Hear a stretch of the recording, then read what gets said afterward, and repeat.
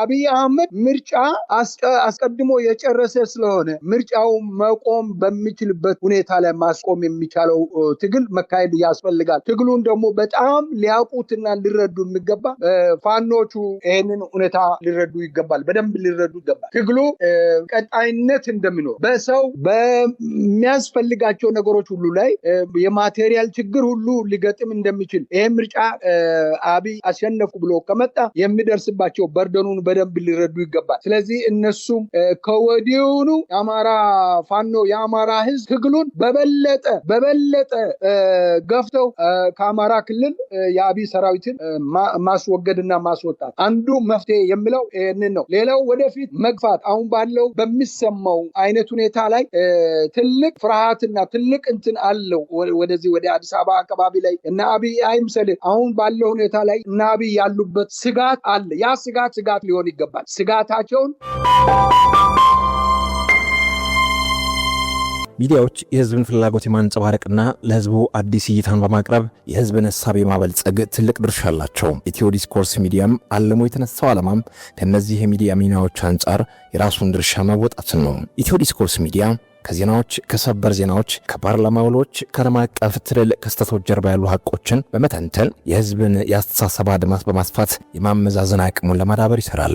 ኢትዮ ዲስኮርስ ሚዲያ ይህን ሲያደርግ ዜና የሆኑ ፖለቲካዊና ማህበራዊ ክስተቶችን ያመጡትን መሰረታዊ እውነታዎች፣ ታሪካዊ ዳራዎችና ፖለቲካዊ ፍላጎቶች በስፋትና በሚዛናዊነት ይተነትናል። ኢትዮ ዲስኮርስ በዚህ ረገድ የራሱን ሚና ለመጫወት ታልሞ የተመሰረተ ሚዲያ ነው። በመሆኑ ሚዲያውን በመከታተል ዕውቀትን መሰነቅ እንዲችሉና የዓላማችን ተባባሪ እንዲሆኑ እንጋብዛለን። ኢትዮ ዲስኮርስ አሁን እኮ ዲፕሎማሲው ቀርቶ ከናካቴው ቀርቶ እኮ ጎረቤቶቻችን የዓለሙን ተው ጎረቤቶቻችን ሆርን ኦፍ አፍሪካ ዙሪያ ላይ ያሉት አንተ ቅድም ያነሳቸው ሱዳን ጋር ያለው ግንኙነት ደቡብ ሱዳን ጋር ያለን ግንኙነት ምን እንደሆነ በጦርነት ላይ ነው ያለው። የኢትዮጵያን ግዛት ወደ ጋምቤላ መቶ የኢትዮጵያን ግዛት እየወረሩ እየወሰዱ ነው። በዛ በኩል ላይ ወደ ደቡቡ በኩል ላይ ያለው ደቡብ ምዕራብ የሚለው ክልል አድርግ ያለው እሱ የሚለውን አንድ ወረዳ በሙሉ የወርቅ መሬትን ጭምር ወስዶታል። እና ጅቡቲ ከሁሉም ደግሞ የበለጠ በጣም የሚያሳዝን በኢትዮጵያ ተደግፋ ነው ጅቡቲ የምትኖረው። የምትበላውን የምትጠጣው ውሃ ጭምር ማብራት ምናምን ሁሉ የምታገኘው ከኢትዮጵያ ነው። ጅቡቲ በአቅሟ ኢትዮጵያ ላይ ኢትዮጵያ እና አብይ አይናቸው እያዩ ከግብጽ ጋራ ከሌሎቹም ጋራ የወደብ ሽርክና ወስዳ ዛሬ ለኢትዮጵያን ከቧታል። ኢትዮጵያ እኮ ሳርክል ውስጥ ናት ያለችው። የጅቡቲ መጥቶ ገብቷል። በሶማሊያ በኩል ሶማሊያን ሰራዊቱን አስገብቷል። ኢትዮጵያን ለመበቀል በአባይ ምክንያት ለመበቀል ባላቸው አቅማቸው በሙሉ ኢጅፕቶቹ መጥቶ ገብቷል። አሁን የትኛው ጋር ነው የኢትዮጵያ ዲፕሎማሲ የሚጠራው? በምን አይነት ዲፕሎማሲ ነው? ስለዚህ አሁን ወደ ጅቡቲ አብይ መሄድ ምንድነው ትርጉሙ? ምንስ ሊያገኝ ነው? ከዚህ በኋላ ቦታው እኮ ራሱ የወደቡ እኮ ተሰጥቶ አልቋል፣ በሙሉ አልቋል። ለተለያየ ጤና ይስጥልን የተከበራችሁ የብሬዲዮ ቤተሰቦችና አድማጮች፣ በወቅታዊ ጉዳይ እንድንወያይ የአፍሪካ ሰላምና እርቅ ኢንስቲትዩት ዋና ዳይሬክተር ከሆኑት ከዶክተር ሸዋፈራው ኩራቱ ጋር እየተወያየን እንቆያለን። የፕሮግራሙ አዘጋጅ ሀብታሙ አሰፋ ነኝ። እስከ ውይይታችን ፍጻሜ አብራችሁ እንድትቆዩ በአክብሮት እንጋብዛለን። ጤና ይስጥልን ዶክተር ሸዋፈራው ኩራቱ፣ እንኳን በድጋሚ ተገናኘን። እንኳን ደህና መጡ። እግዚአብሔር ይስጥልኝ። እንዴት ሰነበት ሀብታሙ? ለኢትዮጵያውያን ገና ኢትዮጵያውያንንም በሙሉ የኢትዮጵያን ገና ለሚያከብሩ ወገኖቻችን እንኳን ደረሳችሁ ለማለት በዚህ አጋጣሚ ፈልጋለሁ። እንደዚሁም አንተንም ቤተሰብንም የሥራ ባልደረቦችንም በሙሉ እንኳን አደረሳችሁ ለማለት እወዳለሁ። እግዚአብሔር ይስጥልኝ። ከልብ አመሰግናለሁ። እግዚአብሔር ይመስገን። እንኳን አብሮ አደረሰን። ዶክተር ሸዋፈራው ኩራቱ፣ እንግዲህ በኢትዮጵያ ያለው ሁኔታ በተመለከተ በተለይ በቅርብ አገር ቤት ያሉ ወኪሎቻችሁን መሰረት በማድረግ ክትትል ታደርጋላችሁ። በተለይ የተባበሩት መንግስታት ድርጅት በምስራቅ አፍሪካ ፈጣን የኢኮኖሚ እድገት ይመዘገባል፣ ኢኮኖሚ እድገት ከሚያስመዘግበው ሀገራት ኢትዮጵያ በቀዳሚነት ልትሆን ትችላለች ብሎ እንግዲህ ምስራቅ አፍሪካ ከሚባሉ አገሮች ኢትዮጵያ፣ ደቡብ ሱዳን፣ ኬንያ፣ ሩዋንዳ እና ኤርትራን ጨምሮ ሶማሌና ጅቡቲ የሚካተቱበት ነው። ይሄን በተመለከተ ያወጣው ሪፖርት ላይ ግን በተለይ ሌሎች ሀገራት እንደ ሩዋንዳ ያሉ ሀገራት የኢኮኖሚ እድገቱ ወደ ህዝቡ የወረደበት የህዝቡን ችግር ለመፍታት እየዋለ ያለበት ሲሆን በተቃራኒው ኢትዮጵያ ጋር እንደ ስጋት ብሎ ያነሳው ደግሞ ይሄ ያለ የሚባለው ኢኮኖሚ እድገት ወደ ህዝቡ አልደረሰም፣ የህዝቡን አስከፊ የኑሮ ደረጃ ያሳስባል የሚል ማስጠንቀቂያ ጭምር አውጥቷልና ያገዛዙ ካድሬዎች ኢኮኖሚ እድገት በአካባቢው ሀገራት አለ፣ ኢትዮጵያ የበላይ ሆናለች የሚለውን ብቻ አጉልተው ለማሳየት ይሞክራሉ። ይሄንን ማስጠንቀቂያ ወደ ጎን አድርገዋልና ባለው የኢትዮጵያ ተጨባጭ ሁኔታ ውስጥ ይሄንን ስጋት ትጋራላችሁ ወይ? ስጋቱስ በአግባቡ ተገልጿል ወይ? እንዴት አድርገው ሀብታሙ፣ አመሰግናለሁ። እንዴት አድርገው እንደዚህ አይነት ነገር የተባበሩት መንግስታት ድርጅት ተወካዮችም እንዴት አድርገው እንዳወጡ አይገባኝ፣ አልተረዳሁትም። ምክንያቱም እኛ የሀገራችን ጉዳይ አንተ እንዳነሳው ዕለት ዕለት የምንከታተል ሰዎች የአጠቃላይ የኢትዮጵያን ጉዳይ በደንብ አድርገን የምንረዳ ሰዎች እና ከዚህ አኳያ ኢትዮጵያ በአንድ እንቁላል ለመግዛት 25 ብር ነው የኢትዮጵያ 100 ብር 4 እንቁላል ይገዛል ማለት ነው። እነዚህ የተዳቀሉ እንቁላል እና ያልተዳቀሉ እንቁላል የሚባሉት አሉ። በሁለት ተከፍሎ ያውም የተዳቀለው በ24 ሲሆን ያልተዳቀለው በ25 ብር ይሸጣል። 1 ኪሎ ስጋ ለመብላት 3800 ብር ነው። አሁን ከእንቁላልም ከስጋም ከምንም አይነት ከቅባት ነገር ምንም አይነት ላይ ህዝቡ ተለያይቷል። የሽሮ እህል ገዝቶ ለመብላት የሽሮ እህል ማግኘት አቅቶታል። ይሄ ቅንጦት ነው አሁን የሆነው ለኢትዮጵያ። በልቶ መዋል በልቶ ማደር ቅንጦት ነው የሆነው። ሰው በአገሩ ላይ ገዝቶ ሸምቶ ሰርቶ መብላት አልቻለ። ምኑ ላይ ነው እድገቱ በምኑ ላይ ነው ብሎ ነው የሚገምቱት። ይሄንን ሸመታም ብቻ አይደለም። ከነሱ በፊት የነበሩ ከነ አብይ በፊት የነበሩ ስርዓቶች ራሱ ኢህአዴግ የሚለው በነበረበት ወቅት ሰው እንደየሁኔታው እንደየአቅሙ ገዝቶ በደንብ በልተው የኢኮኖሚ እድገት የሚባለውም ደግሞ መንገዶች፣ ትምህርት ቤቶች፣ የተለያዩ አዳዲስ ትምህርት ቤቶች፣ ሃይስኩሎች በብዛት ኤሌመንተሪ ስኩል በብዛት ተገንብቶ እነሱ ለራሳቸው የሚያስፈልገውን ነገር እንደፈለጉ ቢያደርጉ ስልጣኑ በእጃቸው ስለነበረ አስፈላጊውን ነገር በሙሉ ኢትዮጵያም በእጃቸው በመዳባቸው ስር አድርገው እንደፈለጉ ያደርጉ ነበር። ይሆን ነበር። አፈና ነበረ፣ ግድያ ነበረ፣ እስራት ነበረ፣ ስደቱ ከልክ በላይ ነበረ። ይሄ ሁሉ የመጣው በእነሱ የተጀመረ። ስለዚህ በእነሱ የተጀመረ ቢሆንም አልስ በሀገሪቱ ላይ ወጥተው መግባት ሄዶ መመለስ ጊዜው ነበረ። አሁን ምኑ ላይ ነው እድገት የሚባለው? በየትኛው መስመር ላይ ነው? የትኛው ትምህርት ቤት ነው የተመሰረተው? የትኛው ክሊኒክ ነው የተመሰረተው? የትኛው ዩኒቨርሲቲ ነው የተጨመረው? የትኛው መንገድ ነው የተሰራው? የማንን ነው የምናገሩት? አዲስ አበባ ከተማ ከሆነ በአዲስ አበባ ከተማ ላይ የሚታየው ግንባታ ከሆነ ከአብይ ጋራ ሽርክና ኤሜሬቶች ወስዶ በራሳቸው ገንዘብ የራሳቸው ንብረት ነው እየሰሩት ያሉ። የኤሜሬቶች ነው ዙሪያው በሙሉ የሚነገረው። የትኛው ነው ሲዳማ ውስጥ? የትኛው ነው ወላይታ ውስጥ? የትኛው ነው ኢንቨስተር ሄዶ የሚሰራው? አማራ ክልል ማን አባቱ ይገባል? መቼ? የአማራ ክልል ትምህርት ቤቶች እኮ የነበሩትን በሙሉ አፍርሰው የተማሪዎች መቀመጫ ይሄ እንጨት መቀመጫ ጠረጴዛ የሚባለውን ፈልጦ ወታደሩ ምግብ ማብሰያ አድርገው ትምህርት ቤት መሳሪያዎቹን አቃጥለው ይሄ ምንድነው ብላክቦርድን እንደ ለትምህርት ቤት ለእሳት ፈልጦ አቃጥለው ቤቱን በድሮን መተው ትምህርት ቤቶቹን አፍርሰው ክሊኒክን አፍርሰው ባለበት ላይ እድገት የሚባለው ለኔ በፍጹም የሚገባ ነገር አይደለም። ይሄንን የኢትዮጵያ ህዝብ በደንብ ጠንቆ የሚያውቀው ይመስለኛል። ህዝቡ ለራሱ ራሱን መከላከል ባለበት ሁኔታ ላይ ራሱን መከላከል ያልቻለ በእነዚህ በማይረቡ ሰዎች እየተረገጠ የፖለቲካ ጠንካራ የፖለቲካ ድርጅት ያለመኖር፣ ህዝብን መምራት የሚችል የፖለቲካ ድርጅት ያለመፈጠር፣ ከዚህና ሌላው ቀርቶ ህዝባዊ እንቅስቃሴ እንኳን እንዲመጣ ህዝባዊ መሪ የሆነ ሰው ከሲቪል እንኳን ወጥቶ ህዝብን ለመምራት የማይችል ሶሳይቲ ባለበት ሁኔታ ላይ ያለ አገር በሌላ ጊዜ ሲያነሱ ኢትዮጵያ ከኢራቅ ጋራ ያመሳስሉታል። በሌላ ጊዜ ደግሞ ኢትዮጵያን ከዓለም ላይ አውርዶ መሬት ላይ ያመጡታል። ሲፈልጉ ደግሞ እድገት አለ ይሉታል እና የተጭበረበረ በውሸት ላይ የተሟላ አባባል ነው። የተባበሩት መንግስታት እንዲህ አይነት ኢንፎርሜሽን የሰጠ ማን እንደሆነ ስህተት ነው ብዬ ነው የምወስደው። ምክንያቱም ወርልድ ባንክ አይኤምኤፍም ብትሆን ችግሩን በደንብ እየተረዳች የምትሰጠው ገንዘብ ሁሉ እየቀነሰች ወደኋላ ሽሪንክ እያደረገች ያመጣችበት ሁኔታ አለ። የዓለም አደጉን በደንብ ያውቃል IMFም ጭምር አደገ የሚሉት የሚያሳዩት ነገር ምንድነው?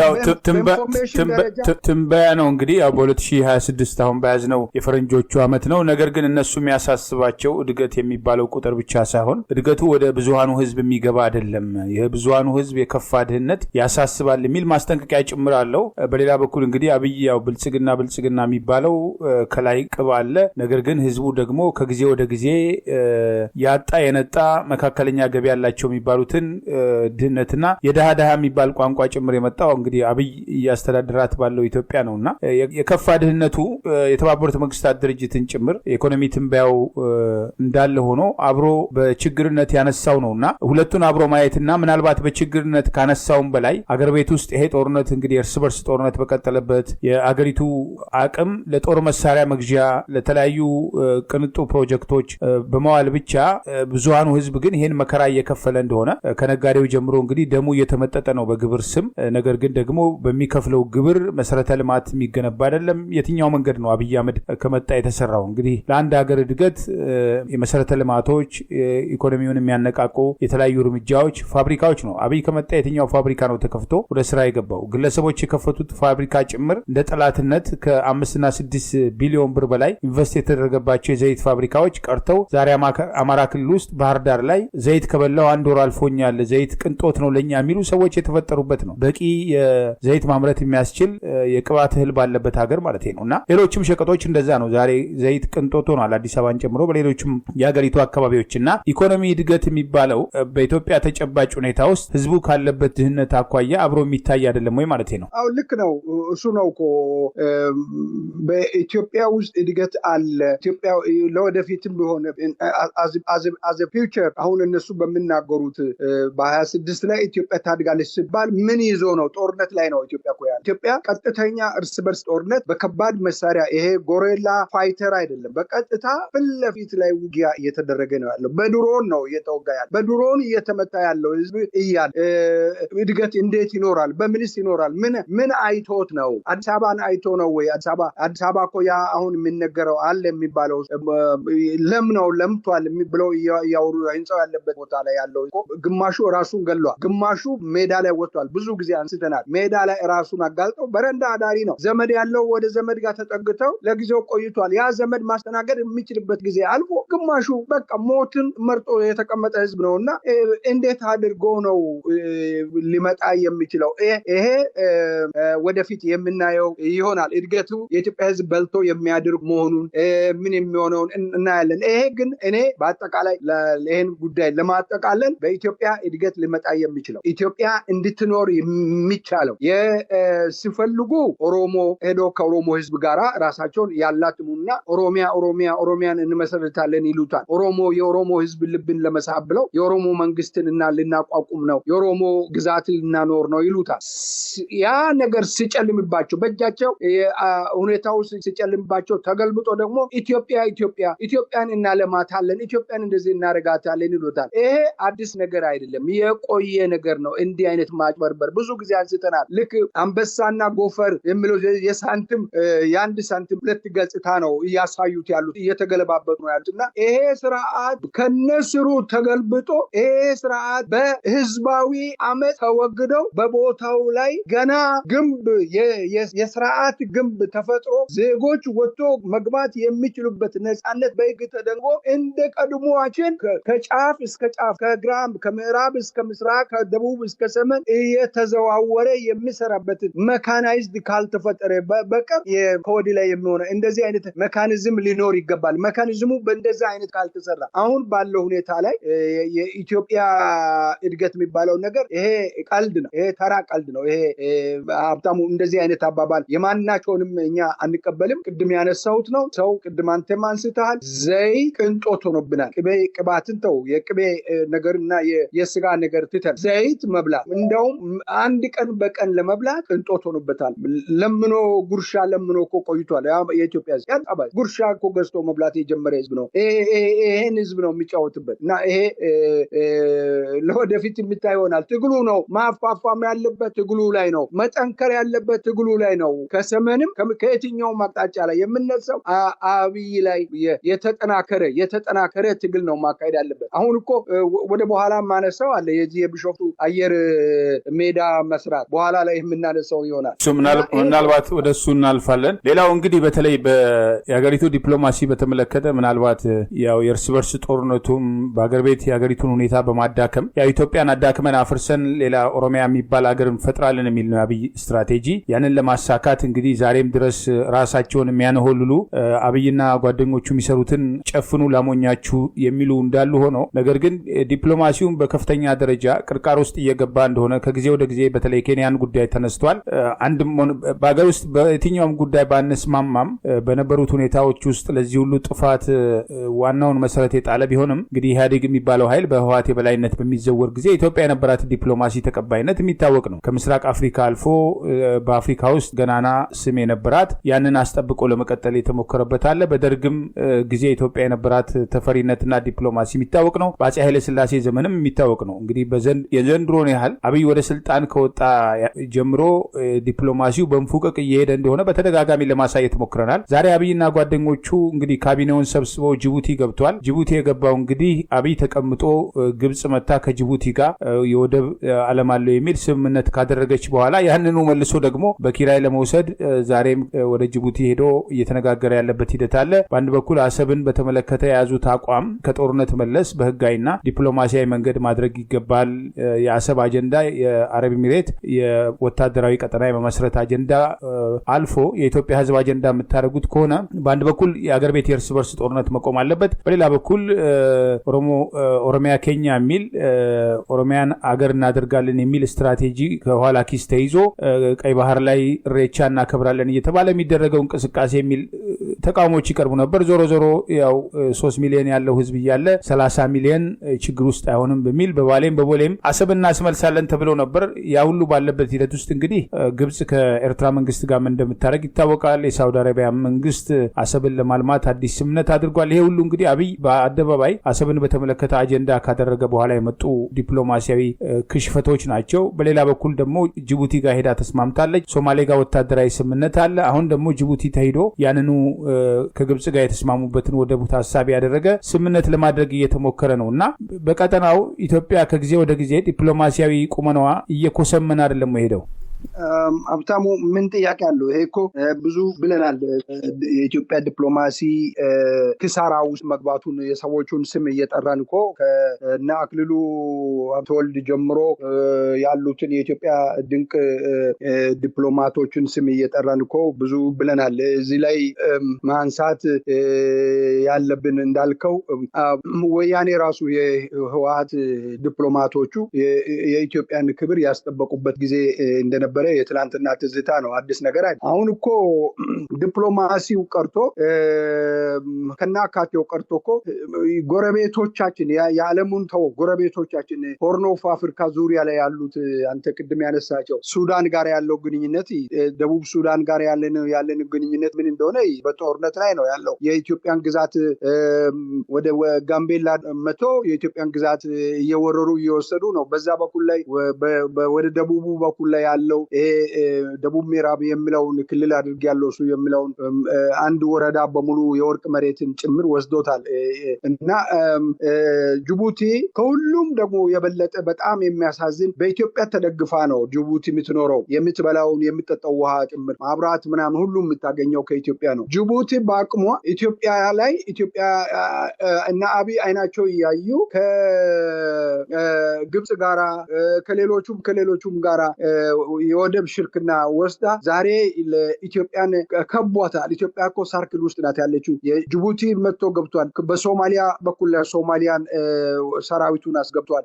ኢትዮጵያን ለመበቀል በአባይ ምክንያት ለመበቀል ባላቸው አቅማቸው በሙሉ ኢጅፕቶቹ መጥቶ ገብቷል። አሁን የተኛው ጋር ነው የኢትዮጵያ ዲፕሎማሲ የሚጠራው? በምን አይነት ዲፕሎማሲ ነው? ስለዚህ አሁን ወደ ጅቡቲ አብይ መሄድ ምንድን ነው ትርጉሙ? ምንስ መልስ ሊያገኝ ነው። ከዚህ በኋላ ቦታው እኮ ራሱ የወደቡ እኮ ተሰጥቶ አልቋል፣ በሙሉ አልቋል። ለተለያየ ለአሜሪካኖቹ ተሰጥቷል ከዚህ ቀደም፣ ሌሎቹም ሁሉ ተቀራምተው ወስደዋል። ስለዚህ አሁን ምን ሊያደርጉ ነው? የትኛው እንትን ለማድረግ ነው የሄደውና እኔ ይሄ ጅብ ከሄደ ውሻ ጮኸ ነው፣ ራሱ ነው ያበላሸው። ይሄ ደግሞ ያለማወቅ ነው። እኛ የምንለው በአጠቃላይ ግልጽ ለመናገር የማንበት ሁኔታ ኢትዮጵያውያን አለ። ዳር ዳሩ ነው የምንለው። አዋቂ የእውቀት ችግር አለባቸው ኦሮሞቹ። ስልጣን ላይ ያሉ ሰዎች ብዙዎቹ በስሜት ነው የሚነዱት። በስሜት ስለሚነዱ የማይመስል የማይሆን ነገርና የማይመስል ነገር ስለሚሰሩ ስሜታዊ ስለሆኑ ዲፕሎማሲው ምን እንደሆነ በደንብ የማያውቁ ዛሬ በእጃቸው ስልጣን ገብቷል ብለው ስልጣን የህዝብ ነው፣ የማንም ይሁን የምንም ይሁን ኦሮሞ ኢብን የኦሮሞ ነው ስልጣኑ፣ በኦሮሞ የኦሮሞ ህዝብ ነው፣ የሌላውም ህዝብ ነው። ስለዚህ ስልጣኑ የነሱ አይደለም፣ የግላቸው አድርጎ ነው፣ የግል ንብረት አድርጎ ነው ስልጣናቸውን ለመጠቀም የፈለጉት። በአጋጣሚ በእጃቸው የሚገባው ገንዘብ ማሸሽ እና እንደፈለጉ ማይመጥን ነገሮችን ህዝብን ሰውን ማይመጥን ነገሮችን ስለሚሰሩ ነው። ስብዕና የሌለ ስራ ስለሚሰሩ ነው። ዲፕሎማሲ ከነሱ ርቋል። ዲፕሎማሲ ብቻ አይደለም ሶሻልም ርቆባቸዋል። በሀገራቸው ላይ ያለው የማህበረሰቡ ጥላቻ በራሳቸው ላይ ገኖ ወጥቷል። ከዚህ በኋላ ያለው እድል ለነ አብይ አንድ ነገር ብቻ ነው፣ እሱም ስልጣንን ለቆ መሸሽ ብቻ። ስልጣን በሙሉ አሁን ብልጽግና የሚባለው በሙሉ ወንጀለኛ መሆኑን ካሁኑኑ አስረግጬ እነግራለሁ። በሙሉ ወንጀለኞች ናቸው። ያለባት ትልቅ ክራይም ውስጥ ነው ያሉት። ጄኖሳይድ ተፈጽመዋል። ይሄ ምንም ጥርጥር የለውም። እኛ ብቻ አይደለንም። በዚህ በጄኖሳይድ ላይ የተለያዩ የዓለም ማህበረሰብ በጋራ ተወያይተው በኢትዮጵያ ላይ ጄኖሳይድ ተፈጽመዋል ብሎ የደመደሙ ጉዳይ።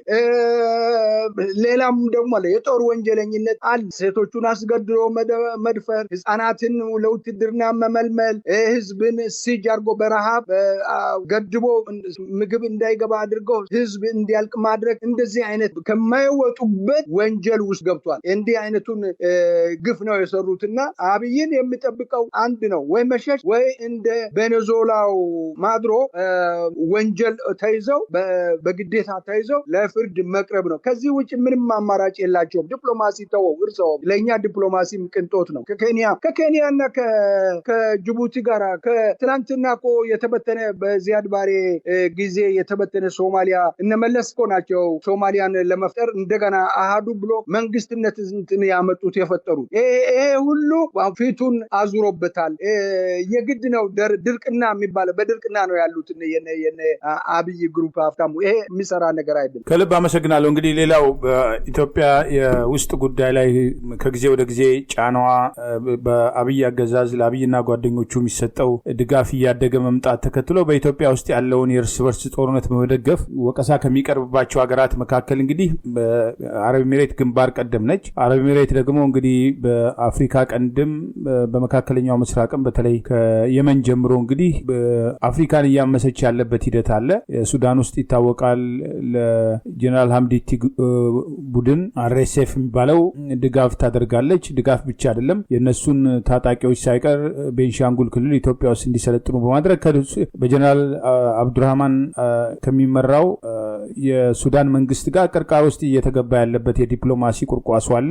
ነገር ግን አብይ ደግሞ በካድሬዎቹ በኩል አረብ ኤሚሬት ለኢትዮጵያ በጎ እንዳደረገች በጎ አስተዋጽኦ ያደረገች እንደሆነ የአገሪቱን ሀብት የአገሪቱን መሬት ለመሬት ሁሉ እየቸረቸረ የአገሪቱን ወርቅ እየቸረቸረ ጦር መሳሪያ ስለሰበሰበና ድጋፍ ስለሰጡት ለነሱ ቅስቀሳዎች ተጠናክረው የቀጠሉበታልና በካድሬዎቹ በኩል የሚራገበው የአረብ ኤሚሬት ጉዳይ በተለይ በቅርቡ ከሳውዲ አረቢያ ጋር የመን ውስጥ የገቡበት ነገርና ሶማሌም ሳይቀር የውስጥ ሰላማችንን እየበጠበጠች ነው በሚል በተለይ የበረራ እገዳ እስከ ማድረግ የደረሰችበት ሂደት አለና አረብ ኤሚሬትን ለማሻሻጥ አብይና አጋሮቹ በማህበራዊ ሚዲያ ፈቀላጤዎቹ በኩል አረብ ኤሚሬት ለኢትዮጵያ አደጋ አይደለችም፣ ስጋት አይደለችም የሚል ቅስቀሳ ተይዟልና በኋላ ላይ በእርግጥ አዲስ አበባ ውስጥ የሚደረጉ አንዳንድ ፕሮጀክቶች ነገ ከነገ ወዲያ ምን ያመጣሉ የሚለውን ወደፊት የምናየው ሆኖ በተጨባጭ ግን አረብ ኤሚሬት በአፍሪካ ቀንድና በኢትዮጵያ ያደረገችው ያለው ጥፋት መጥፋት በእርግጥ ለኢትዮጵያ የሚጠቅም ነው ወይ? ሀብታሙ አንድ ከጅምሩ ላይ ስለ ኤሚሬቶችና ስለ አብይ ግንኙነት ከጅምሩ ላይ ብንጀምር መልካም ነው ብዬ አስባለሁ። ምክንያቱም አብይ አህመድ ለማ መገርሳን አሁን የኦሮሚያ ገዢውን ሽመልስ አብዲሳን እና ሌሎችም ዲፕሎማቶች ናቸው ብሎ የመንግስት ባለስልጣናት ከሱ ጋር የነበሩትን መርቶ ወደ ኤሚሬት በሄደ ጊዜ ከኤሚሬቱ ልዑል ጋር አሁን ወንድሜ የምለውን ቤናዚድን እሱን ካነጋገረ በኋላ ቀደም ሲልም ሄዶ እናቱ ቤተሰቡን ለማግኘት እንደሚፈልግ ተናግሮ እንደተመለሰና ያንን ለማከናወን ከሰውየው ጋር ከተነጋገረ በኋላ ከስራ ቦታ ሰውየውን ጥሎ ከተሰናበተ በኋላ እነዚህን ዲፕሎማቶቹን ይዞ ነው የዛሬ የኢትዮጵያ እናት ናት የሚላትን የኤሚሬቱ ልዑል ቢን ዛይድን እናት ቤት ከደረሰ በኋላ በቀጥታ እግሯ ላይ ነው የወደቀው። የዲፕሎማሲውን ታሪክ እዚህ ላይ ነው ምን አይነት ውርደት ውስጥ እንዳለን ነው። በእግሯ ላይ ወድቆ ይሄ አሁን የምነግርህ ልዑካን ቡድኑ ከሱ ጋር ባለበት ሁኔታ ላይ ሄዶ በሴትዮዋ እግር ላይ ወድቆ ሴትዮዋ ምንድን ነው ስትለው ልጅሽ አድርግኝ ብሎ አዳፕት ነው የሆነው። አዳፕሽን ነው ያደረገው። አዳፕሽን አድርገው ሴትዮዋን ልጇን ከስራ ቦታ ላይ ጠርታው ከዛሬ ጀምሮ አዳፕት አድርጋለሁ ይሄ ወንድሜ ነው ብላ ነው። በዚህ ነው የገቡት። ዲፕሎማሲ የኛ ዲፕሎማሲ ይሄ ነው። የአብይ ውርደት ይሄ ነው። ከውርደቱ የመጀመሪያው የተጀመረው ከዚህ ጋር የኢትዮጵያ ሕዝብ በደንብ ማወቅና በጣም የኢትዮጵያ ሕዝብ መዋረዱ አብይ ሲዋረድ ኢትዮጵያ ናት የምትዋረደው። የሚወክለው ኢትዮጵያን እንዴት እንዳዋረደ ነው ለመግለጽ ያመጣው። ከዛ በኋላ ነው ያለውን ነገር በሙሉ በወንድማማችነት ነው እየሰሩት ያሉት። ወደ ኢትዮጵያ የብልጭልጩ ታሪክ ብቻ አይደለም። ኢትዮጵያ ውስጥ ባሌና አርሲ ውስጥ የኦሮሞ ልጆች ያውቁታል።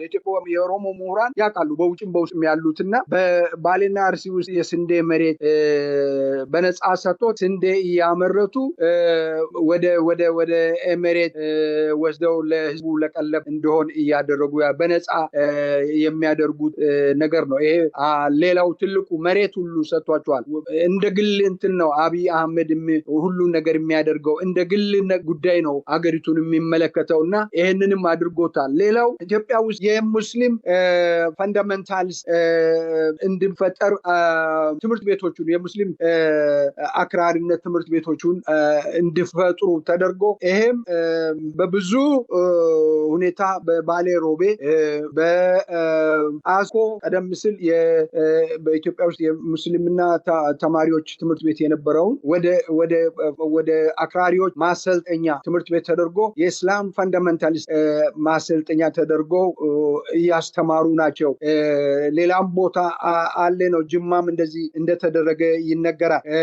ሌላው ከዚህ ውጪ አሁን አንተ ያነሳው ነው ባለፈው ሳምንትም አንስተናል። እሱ ቤንሻንጉል ላይ ለአምድቲ እርዳታ ተብሎ ነው። ነገር ግን አይደለም፣ ለአምድቲ ብቻ አይደለም።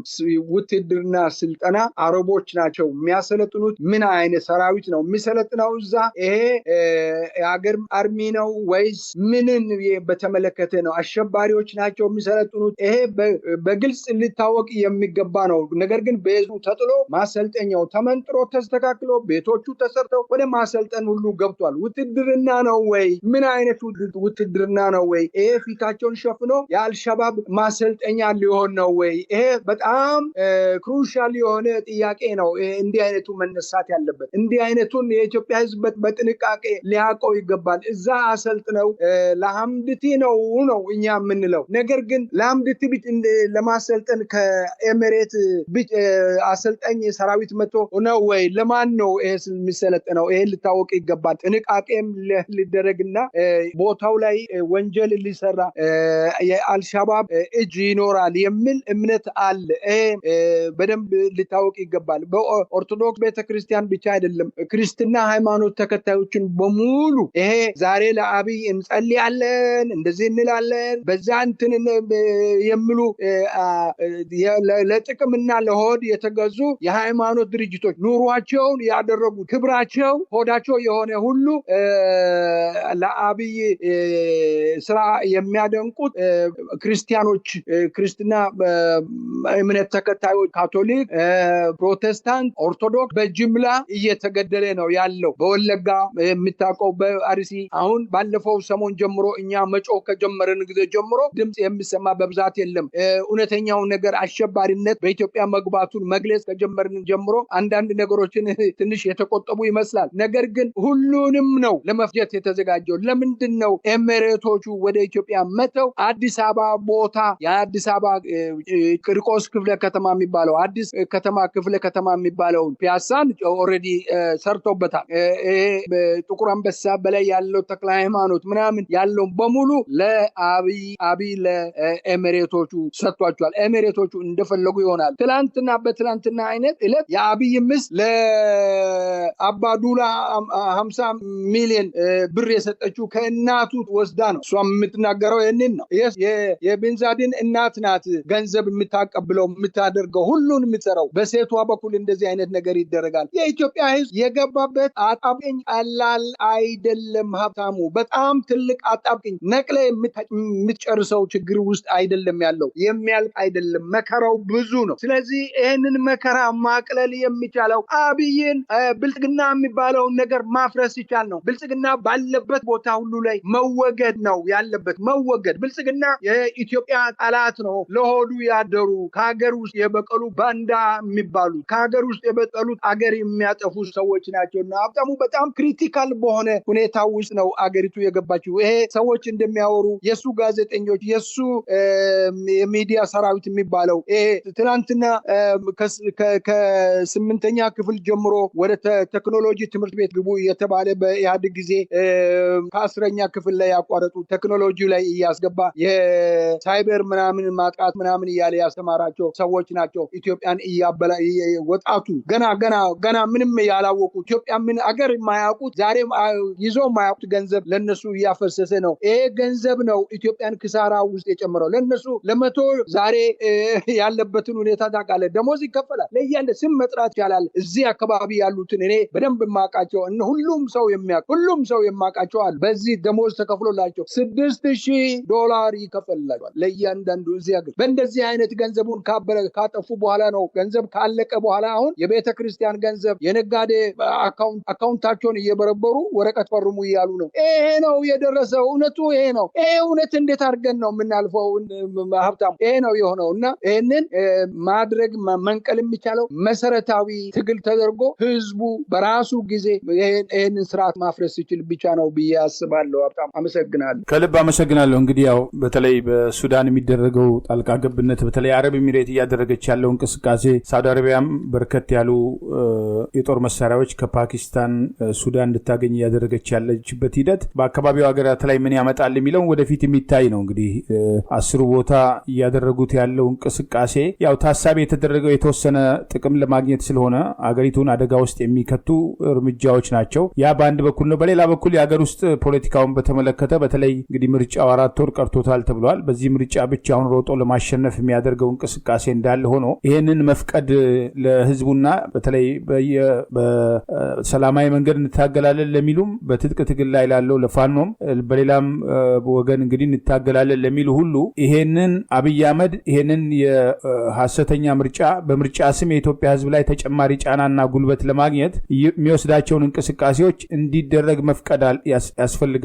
ይሄ ካልሆነ ደግሞ ከምርጫ በፊት ሊወሰዱ የሚገባቸው እርምጃዎች ምንድን ናቸው? ምክንያቱም ምርጫ ይሄ ሁሉ የፖለቲካ እስረኛ ባለበት ይሄ ሁሉ ጦርነት ባለበት እሱ እንደ ልቡ በሚቆጣጠረው አሻንጉሊት በሆነ ምርጫ ቦርድ አማካኝነት ምን ውጤት ሊመጣ እንደሆነ ከወዲሁ የሚታወቅ ነውና ምናልባት የቁጥር ጨዋታ ካልሆነ በስተቀር ምርጫውን አስቀድሞ ያሸንፏል በሱ ቤት። ስለዚህ ይሄ እንዲሆን መፍቀድ ያስፈልጋል። ምክንያቱም በሁሉም አቅጣጫ ፋኖም ቢሆን ከአማራ ክልል አልፎ በሌሎችም አካባቢዎች ትግሉን ቢያንስ ከዛ ክልል መውጣት የሚችልበት ምርጫ በሚል በህዝብ ላይ መቀለድ የሚችልበትን ሂደት ለማስቆም ሁሉም የበኩሉን ጥረት ማድረግ የለበትም ወይ? ከወዲሁ እናንተ የምታነሷቸው እንደ መፍትሄ ሀሳቦች አሉ ወይ?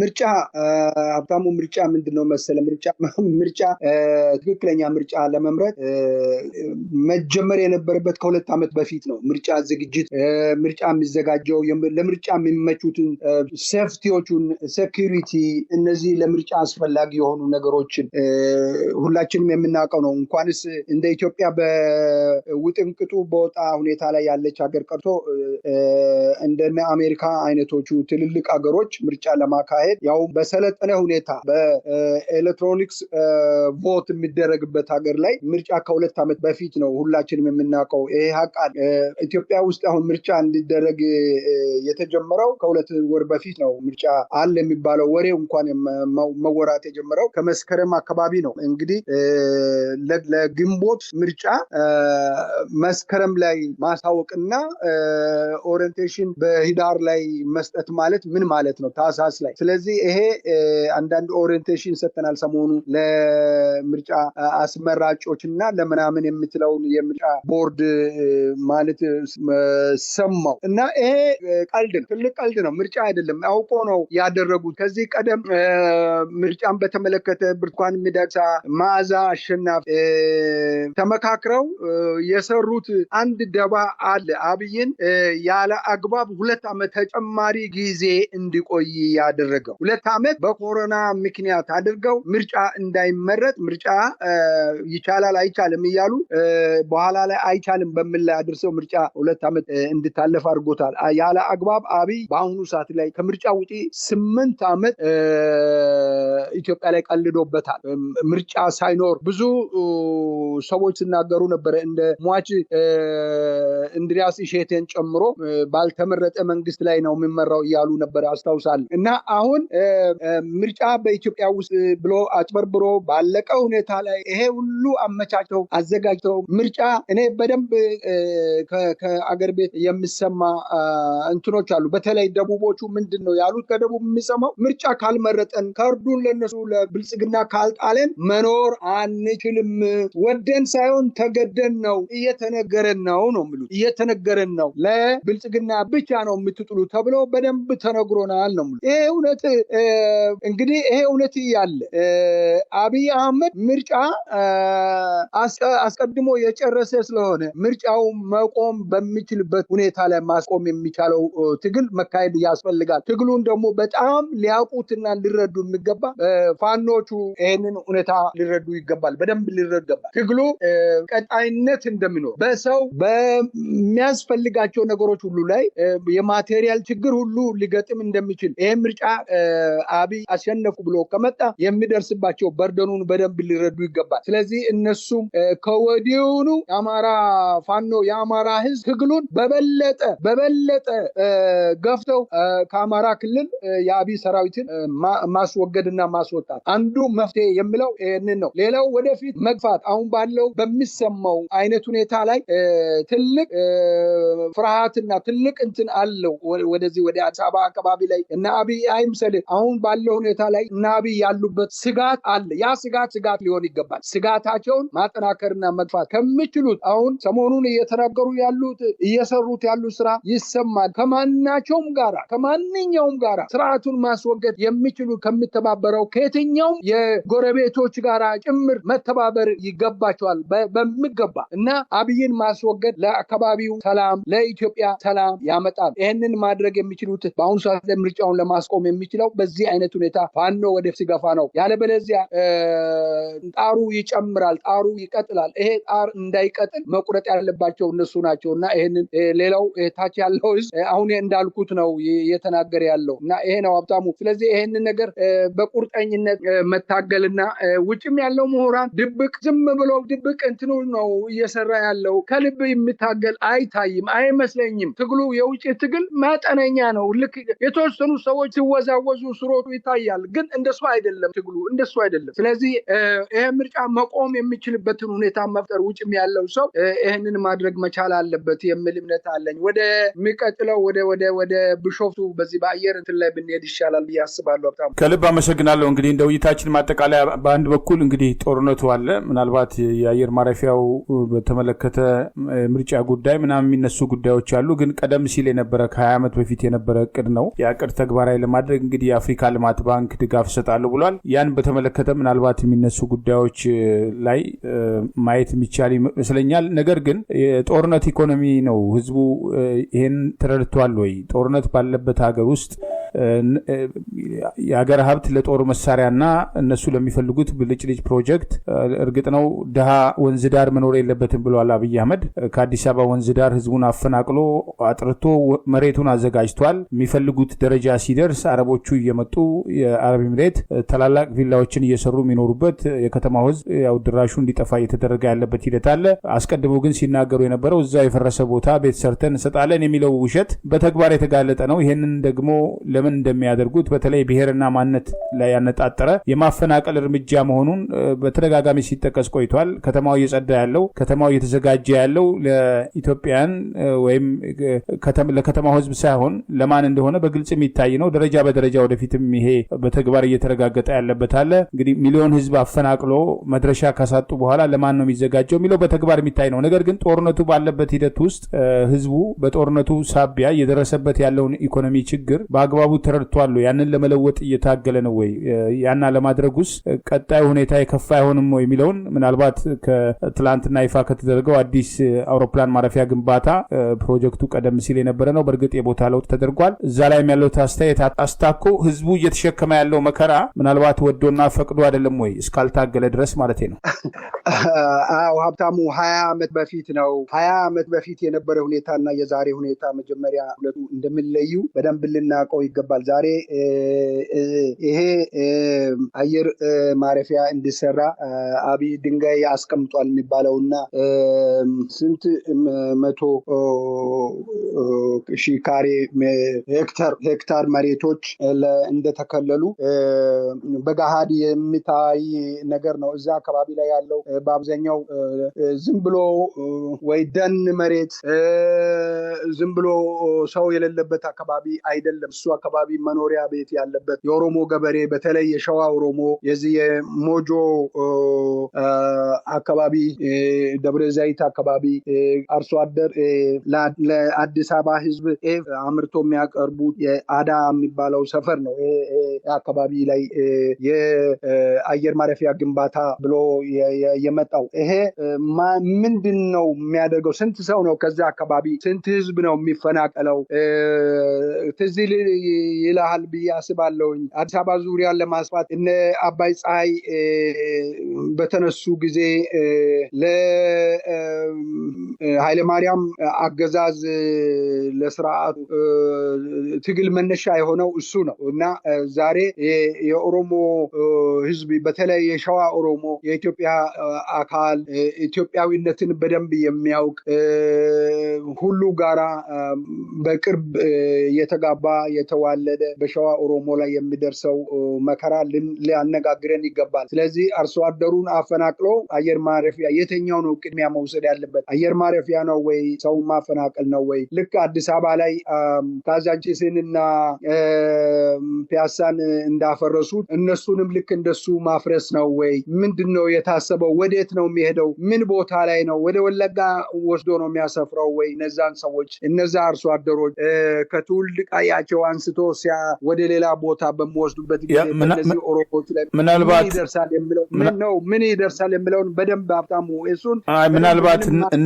እነሱ እንግዲህ ያው እስካሁን የሚደረገው ኦፌኮ በፕሮፌሰር መራራ ጉዲና የሚመራው ኦፌኮ ያው የራሱ ተቃውሞ አቅርበዋል። ነገር ግን እዛ ደግሞ በስፍራው ሲሰጥ የነበረው ገለጻ ከአካባቢ የተነሱ ገበሬዎችን የጋራ መኖሪያ ቤት ሰርተው ማስፈራቸውን እየተናገሩ ነው እና ተቃራኒ መረጃ ካልመጣና ከራሳቸውም ከተፈናቀሉ ሰዎች ቅሬታ እስካልቀረበ ድረስ ከሱ ይልቅ አጠቃላይ ሀገራዊ ሁኔታው ላይ ማተኮር አይሻልም ወይ ማለት ነው? አይደለም፣ በፍጹም እኛ ይመለከተናል። ለምንድነው እነዚህ ወገኖቻችን ናቸው ለመፈናቀል ፈቃደኛ ሆኗል ወይ? እርሻ መሬታቸውን ለመስጠት ተመሳሳይ ቦታ አግኝተዋል ወይ ነው ወይስ ዝም ብሎ ከመሬት አንስተው ጋራ መኖሪያ ቤት ከተሜ እናደርጋለን ብሉ? ገበሬው እኮ ከተሜ ቢሆን ምን ዋጋ አለ? የጋራ መኖሪያ ቤት ደብረ ዘይት ከተማ ላይ መኖሪያ ቤት ሰጠ በረሃብ በጠኔ ቢያልቅ ምን እንትን አለውና እነዚህ ሰዎች ለሌሎች እኮ አርሰው እህል የሚያቀርቡ እነሱም በእርሻ ምርት ላይ ተደስቶ የሚኖሩ ሰዎች ናቸው። እሱ ማስተባበያ በፍጹም ሊሆን አይችልም እና ነገሩ ፖለቲካዊ ነው። መሰራት ያለበት ቦታ ጠፍቷል ወይ? ሰው የሌለበት ቦታዎች ጠፍቷል ወይ? መኖሪያ ቤት የጋራ መኖሪያ ቤት ለከተሜ ነው እንጂ ለገጠር ለገበሬ ምን ያደርግለታል? ለምኑ ነው የሚሰራው? ሰራተኛ አይደለም፣ የመንግስት ሰራተኛ አይደለም። ምን ያደርግለት? ስለዚህ ይሄ ደሴም አዳነች አቤቤ የአዲስ አበባን ያፈረሰችው ተመሳሳይ ነው የሚሆነው። ስለዚህ እኔ በዛ ላይ ትልቅ እንትን አለ፣ ልዩነት አለ። ምናልባት እንደ መረጃ አዲስ አበባ ያደረጉት ለብዙሃኑ እያፈናቀሉ ሜዳን የጣሉት ለጥቂት ካድሬዎችና የነሱን ፖለቲካ ለሚያሻሽጡ ግለሰቦች ከተሰጠ በኋላ ሌላውን ግን በባዶ ተስፋ ሜዳ ላይ የጣሉት። ያን ደግሞ ያደረጉት ሆን ብሎ ነው። ደብረ ዘይት ወይም ቢሸፍቱ ላይ አየር መንገዱ የሚሰራበት ቦታ ላይ እንግዲህ በአየር መንገዱ ወጪ የጋራ መኖሪያ ቤት ተሰርቷል። የጋራ ስራ ተፈጥሮላቸዋል። እንግዲህ ከእርባታ ጋር ከተለያዩ ነገሮች ጋር በተገናኘ እዛ ተደርጓል። እንደውም ለሌላው ተፈናቃይ በሌሎች አካባቢዎች ለሚያፈናቅሏቸው፣ ቤታቸውን ለሚያቃጥሉባቸው፣ ለሚያወድሟቸው ያልተደረገ ነገር በዛ አካባቢ ተደርጓል። መደረግ ያለበት እንደዚህ አይነት እርምጃ ለሁሉም ነው መደረግ ያለበት። ግን የኛና የነሱ የሚል ክፍፍል ባለበት ኢትዮጵያን እንደ አገር እንደ ጋራ አገር ኢትዮጵያንንም እንደ ጋራ ህዝብ ሳይሆን የኔ የሚለው አገዛዝ ምናልባት ይህንን ፕሮጀክት የሚፈልገው ለታላቋ ኦሮሚያ ነው ወይስ ለኢትዮጵያ ነው? በኢትዮጵያ ህዝብ ስም ነው ብድሩ የሚመጣው?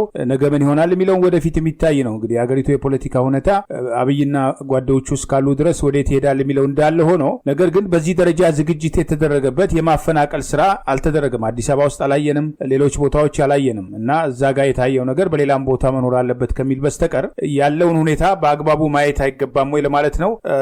ምናልባት አጠቃላይ የፖለቲካ ቀውሱ ግን ኢኮኖሚውን እያቀወሰ ባለበት ሂደት ውስጥ ህዝቡ ነገ ከነገ ወዲያ የተሻለ ነገር ይመጣል በሚል ሳይንቀሳቀስ ሳይታገል ትግል ላይ ያሉ ወገኖችን ሳይደግፍ የተሻለ ነገር ይመጣሉ የሚለው ላይ እዛ ላይ ትኩረት አድርገን ብናገር ለማለት ነው። እንደ ውይይታችን ማጠቃለያ ጥሩ ነው። የመጀመሪያ እነሱ አሁን አንደኛ ዜጋ ናቸው፣ የሀገሪቱ አንደኛ ዜጋ ነን የሚሉ ሰዎች ናቸው። የመጀመሪያ ዜጋ ሌላው መጤና እንደውም ወደፊት በጉድፈቻ ዜጋውን ዜግነቱን ወላይታው ኦሮሞ መሆን አለበት፣ አማራ ኦሮሞ መሆን አለበት የሚል ቅዠት ውስጥ ያሉ ሰዎች ናቸው። ይሄ ምንም እንትን የሚያደርገው ነገር የለም። ያልከው ያስከዳል። ለነሱ የተደረገው ለሌላ የሚደረግ አልተደረገም ለሚለው ላይ ይስማማሉ። ግን መሰረታዊ እንትን ላይ ስትሄድ ይሄ ሁኔታ አርሶ አደሩን በከተማ ላይ እርባታ ምናምንም ያሉ ግን ይስማማቸዋል ወይ? ተስማምተዋል ወይ? ሰዎቹ በጉልበት ነው ወይስ ተስማምቶ ነው? እሱ ነው መታወቅ ያለበት። ገና ነው። እሱን የአብይን ማመን ከንቱ ነው። አብይን ማመን፣ የአብይ ስራ ማመን፣ ብልጽግናን ማመን ከንቱነት ነውና ምታመን አይደለም። ያም ቢሆን ቢባልም አይታመንም። አብይን ማመን ቀብሩ ነው። ስለዚህ እሱን መተው ነው። አሁን እንዳልከው አገራዊ ጉዳይ ላይ ሌላ አገራዊ ጉዳይ ላይ ማተኮሩ ይሻላል ብዬ አስባለሁ። ሀብታሙ ልክ ነህ። ከልብ አመሰግናለሁ። እንግዲህ በተለይ ኢኮኖሚ ነው። ኢኮኖሚው በከፍተኛ ደረጃ ህዝቡ እየተማረረ ነው። ነጋዴው እየተማረረ ነው። ሰራተኛው እየተማረረ ነው። ተማሪውም እንግዲህ ከጊዜ ወደ ጊዜ ቁጥሩ እንዲመናመን የተደረገበትና የጦርነት ማገዶ ነው። እየታፈሱ ታዳጊዎች ለጦርነት እየሄዱ ያለበት ሂደት አለ። ይሄ አጠቃላይ ድምር ግን ኢኮኖሚውን ህዝቡ መኖር አልቻልንም የሚሉ ስሞታዎች አሉ። ጥቂቶች ደግሞ ያው የሚኖሩት ኑሮ ብልጭልጭ ነገር የሚታይ ነው። ጊዜ ያመጣቸው ባለሀብቶች በአደባባይ እንግዲህ ቤንዝል እስከ ማፍሰስና ደስታቸውን እስከ መግለጽ የደረሱበት ሂደት አለ። በአንድ ጀንበር ሀብታም የሚሆኑት ያህል በአንድ ጀንበር የነሱ የፖለቲካ ውሳኔ ተከትሎ ደግሞ ወደ ድህነት እየተገፋ ያሉ ሚሊዮኖች ባሉበት ሂደት ውስጥ ህዝቡ እስካልታገለ የሚታገሉትን እስካልደገፈ ድረስ ይሄ ሁኔታ ይለወጣል ወይ? ይሄ ሺህ ጊዜ አንስተናል። ህዝቡ መታገል ዛሬም እሱ ነው የምናነሳው። ሺህ ጊዜ አንስተናል። ህዝቡ መታገል አለ። ህዝቡ ካልታገለ ይጠፋል። የማይታገል ህዝብ እኮ ይጠፋል። አሁን ዛሬ ሰሞኑን 2 ሳምንት ሆኗል እኮ ኢራን ላይ ያለው ኢራን እያካሄደ ያለው የኢራንን ትግል የአብዮቱን ተመልከት። አባት፣ እናት፣ ልጆች ምናምን ሁሉም ነው የሚወጡት የሚታገሉ። ሁሉም ነው ስርዓቱን እየታገሉ ያሉት እየተጋፈጡ ያሉት። ሞት ቀርቶ አይደለም፣ ሞት ሳይነካቸው አይደለም፣ እስራት ሳይደርስባቸው አይደለም። ስለዚህ ህዝቡ የዚሆን ጆሮ ሰጥቶ ዝም ብሎ አንገቱን ቀብሮ መቀመጥ ለኢትዮጵያ ህዝብ ለውጥ ያመጣል ብሎ መጠበቅ ዋጋ የለውም። የኢትዮጵያ ህዝብ አራ ትንሽ ብንቀሳቀስ ሊበል ምን የሚለውን ነገር አለኝ። ትንሽ ብንቀሳቀስ ለፋኖ ታጋዮች መንገድ ነው፣ ሞራልም ነው። ስለዚህ መንቀሳቀስ አለበት ህዝቡ መታገል አለበት። ህዝቡ እምቢ ማለት አለበት። ስርዓቱን መጋፈጥ አለበት። መውጣት አለበት።